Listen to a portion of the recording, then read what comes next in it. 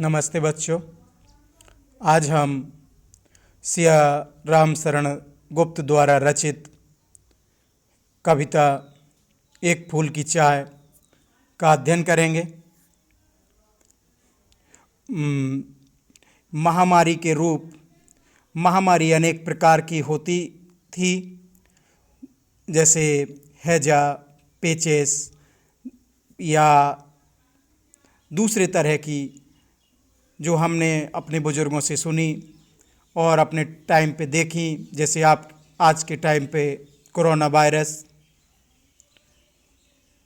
एक फूल की चाह कविता के लेखक सिया राम शरण गुप्त, जिनका आप चित्र अपने सामने देख रहे हैं। हम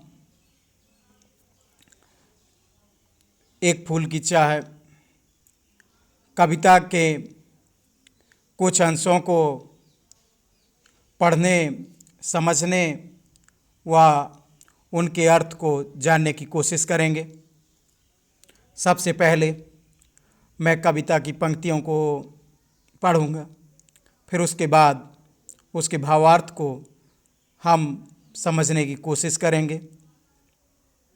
तो पहली पंक्ति, उद्वेलित कर अश्रु राशियाँ, हृदय चिताएं धधका कर, महामारी प्रचंड हो फैल रही थी इधर उधर, क्षीण कंठ मृत वत्साओं का, करुण रुदन दुर्दांत नितांत, भरे हुए था निज कृश रौ में, हाहाकार अपार अशांत।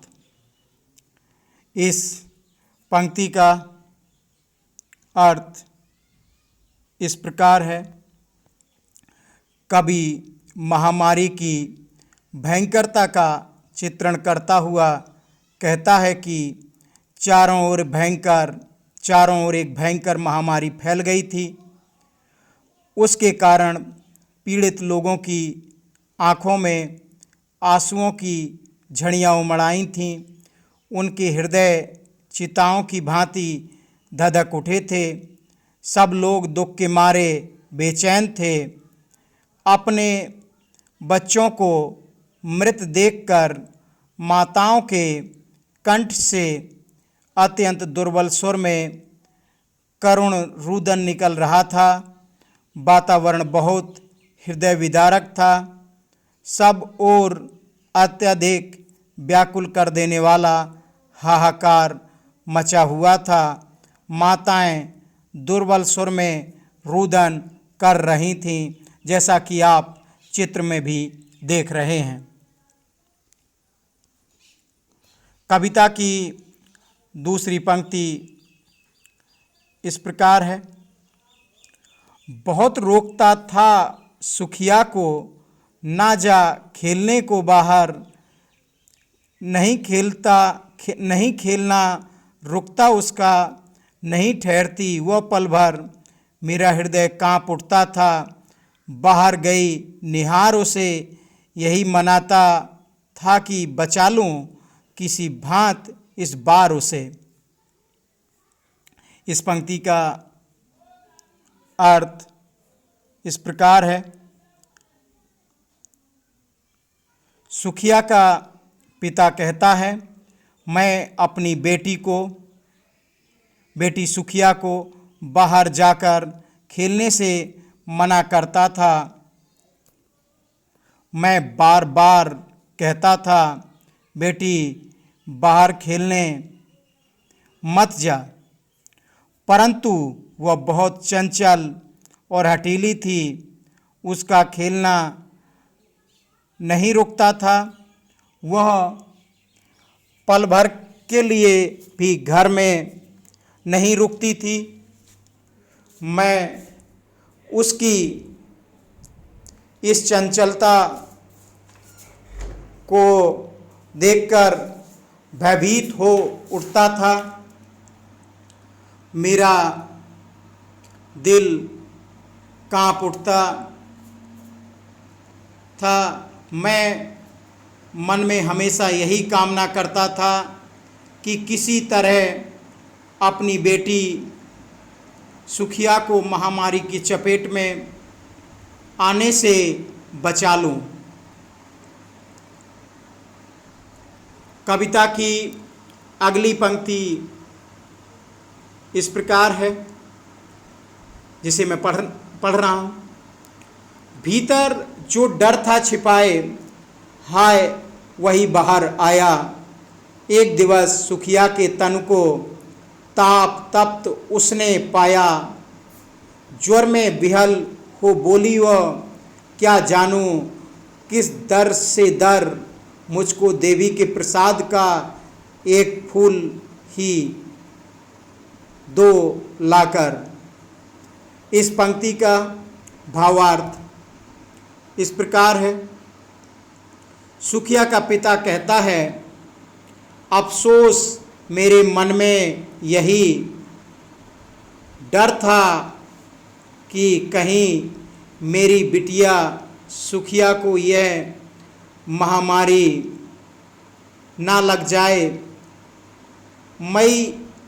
मैं इसी से डर रहा था। वह डर आखिरकार सच हो गया। एक दिन मैंने देखा कि सुखिया का शरीर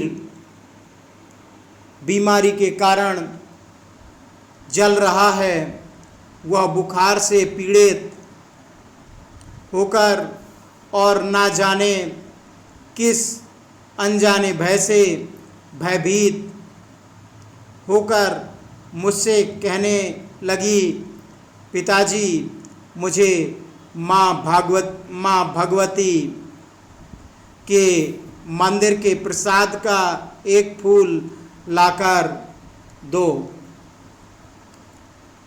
कविता की अगली पंक्ति इस प्रकार है। कृमसा कंठ क्षीण हो आया, शिथिल हुए अवयव सारे, बैठा था नौ उपाय की चिंता में मैं मन मारे।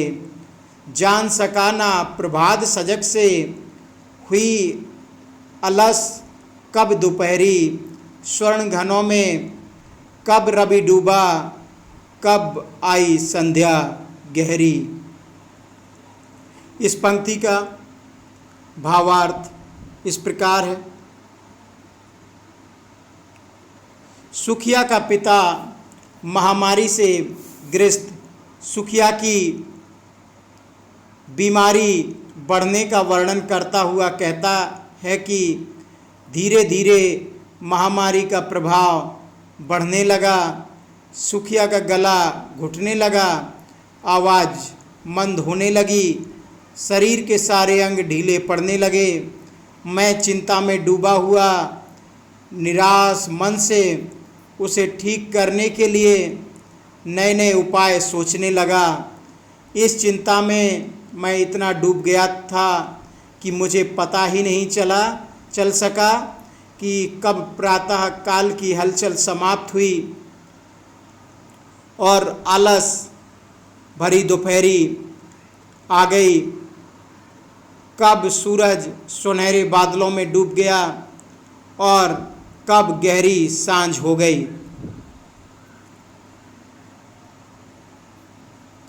कविता की अगली पंक्ति इस प्रकार है।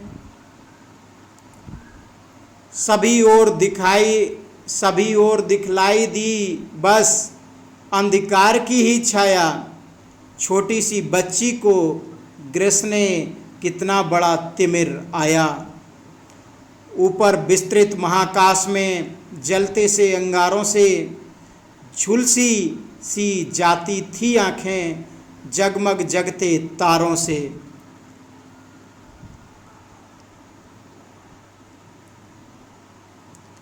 सुखिया का पिता कहता है कि सुखिया की बीमारी के कारण मेरे मन में ऐसी घोर निराशा छा गई कि मुझे चारों ओर अंधेरे की ही छाया दिखाई देने लगी। मुझे लगा कि मेरी नन्ही सी बेटी को निगलने के लिए इतना बड़ा अंधेरा चला आ रहा है। जिस प्रकार खुले आकाश में हुए अंगारों के समान तारे जगमगाते रहते हैं, उसी भांति सुखिया की आँखें ज्वर के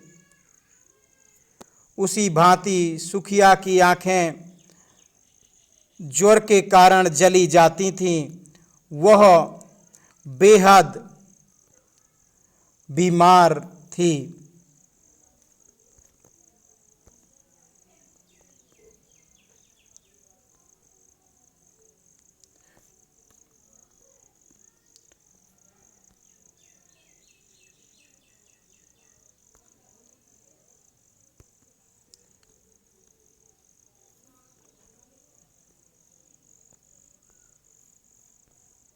कविता के विलंब के लिए खेद है।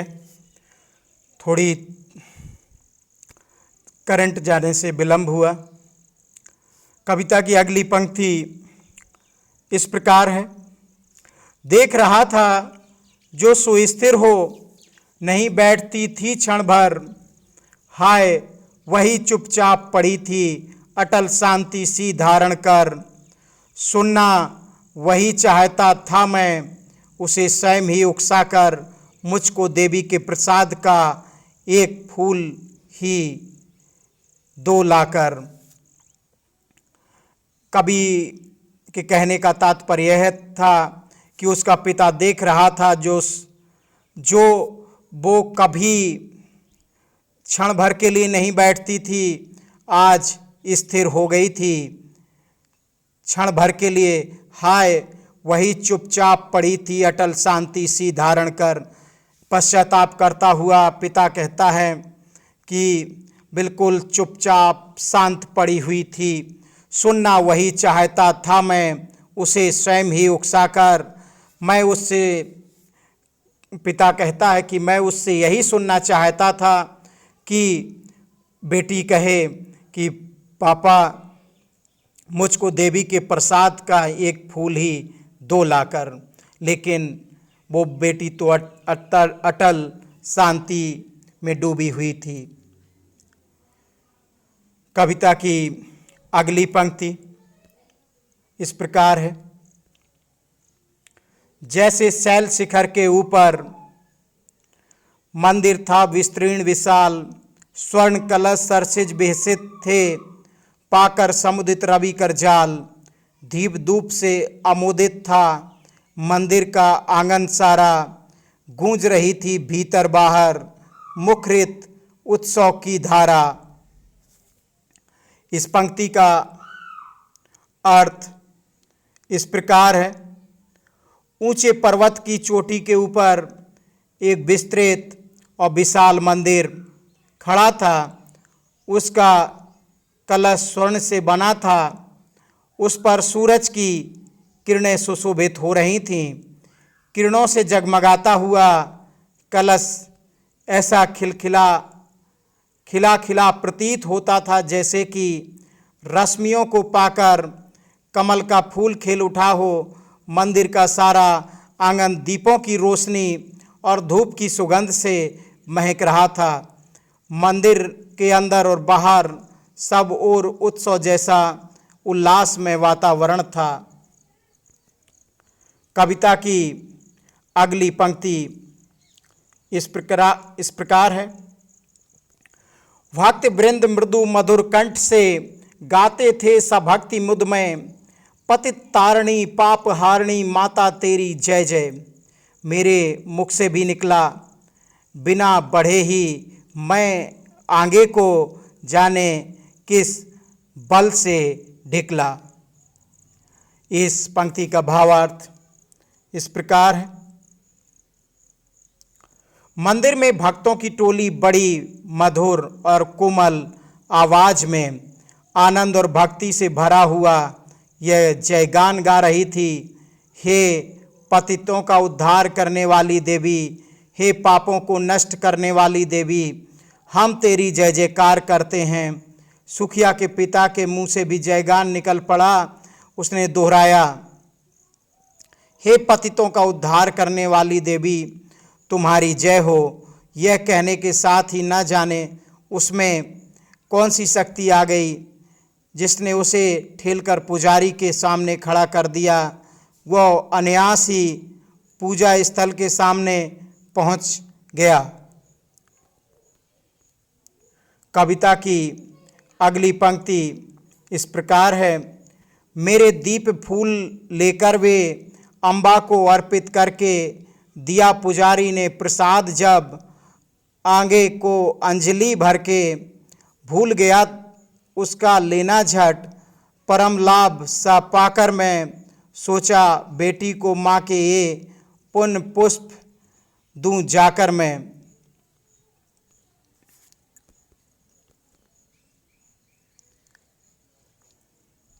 सिंह पौर तक भी आंगन से नहीं पहुँचने मैं पाया। सहसा यह सुन पड़ा कि कैसे यह अछूत भीतर आया। पकड़ो देखो भाग ना पावे, वना धूर्त है यह है कैसा। साफ स्वच्छ परिधान किए है भले मानुषों के जैसा। पापी ने मंदिर में घुसकर किया अनर्थ बड़ा भारी। कलुषित कर दी है मंदिर की चिरकालिक शुचिता सारी। इस पंक्ति का भावार्थ इस प्रकार है। सुखिया का पिता देवी के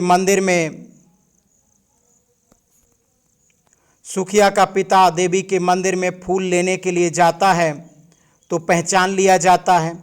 तब वो अपनी आप बीती सुनाते हुए कहता है, मैं पूजा करके मंदिर के मुख्य द्वार तक भी ना पहुंचा था कि अचानक मुझे यह सुर सुनाई पड़ा, यह अछूत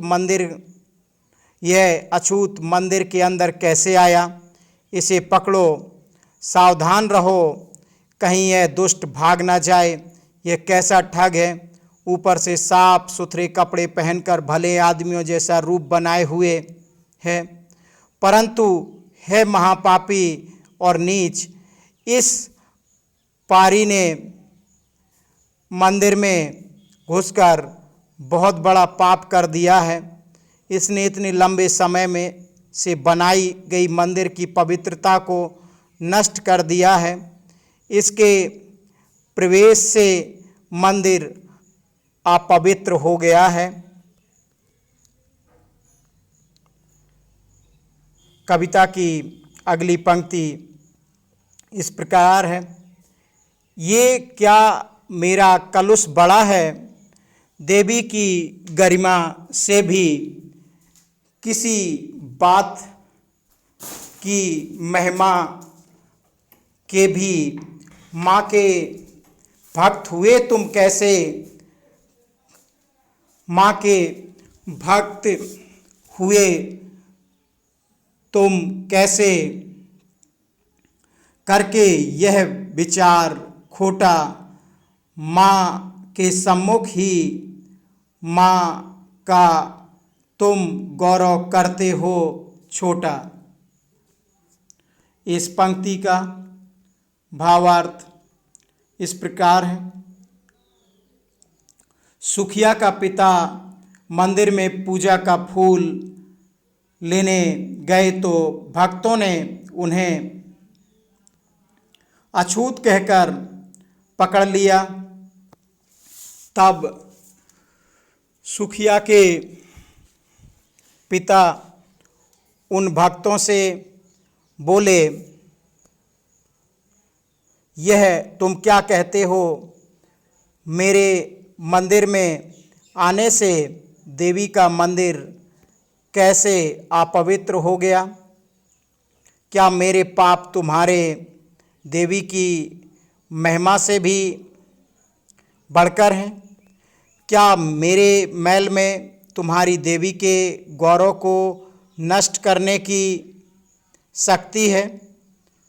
क्या मैं किसी बात में तुम्हारे देवी से भी बढ़कर हूँ। नहीं, यह संभव नहीं है। अरे दुष्ट, तुम ऐसा तुच्छ विचार करके भी अपने आप को माँ के भक्त कहते हो। तुम्हें लज्जा आनी चाहिए। तुम माँ की मूर्ति के सामने ही माँ के गौरव को नष्ट कर रहे हो। माँ कभी छूत अछूत नहीं मानती, वह तो सबकी माँ है। कविता की अगली पंक्ति इस प्रकार है। कुछ ना सुना भक्तों ने झट से मुझे घेर कर पकड़ लिया, मार मार कर मुख के घूंसे धम से नीचे गिरा दिया। मेरे हाथों से प्रसाद भी बिखर गया। हाँ सबका सब, हाय अभागी बेटी, तुझ तक कैसे पहुंच सके यह अब।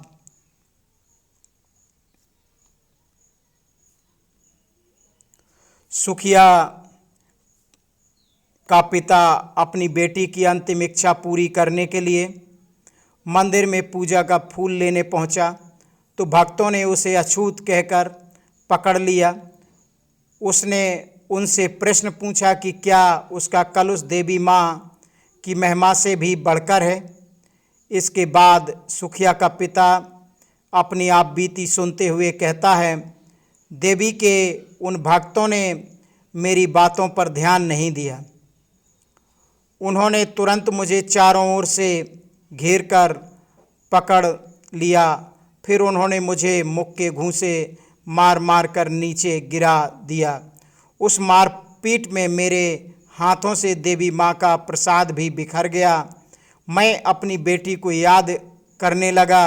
हाय अभागी बेटी, देवी का यह प्रसाद तुझ तक कैसे पहुँचाऊँ, तो कितनी अभागी है।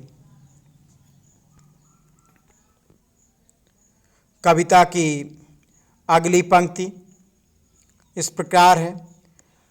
न्यायालय ले गए मुझे वे, 7 दिवस का दंड विधान मुझको हुआ था मुझसे देवी का महान अपमान।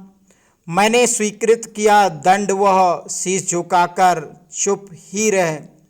उस असीम अभियोग दोष का क्या उत्तर देता, क्या कह 7 रोज ही रहा जेल में, या कि वहाँ सदियाँ बीतीं। अविश्रांत वर्षा करके भी आंखें तनिक नहीं रीतीं।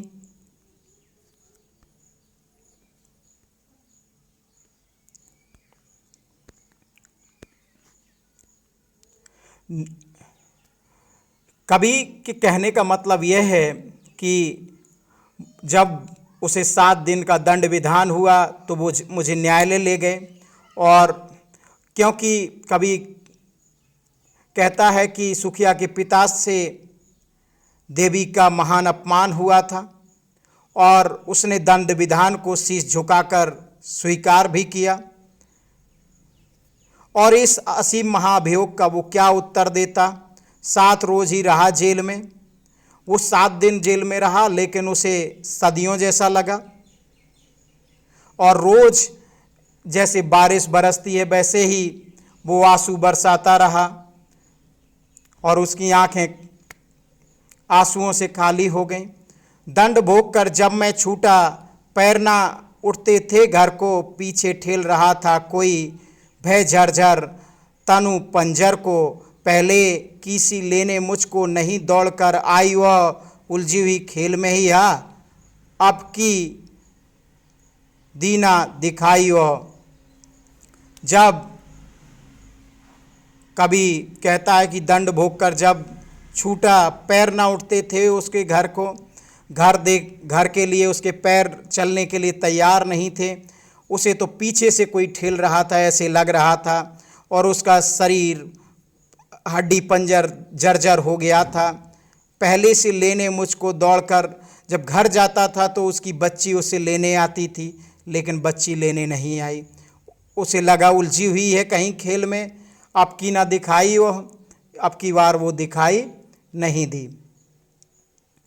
कविता की अगली पंक्ति।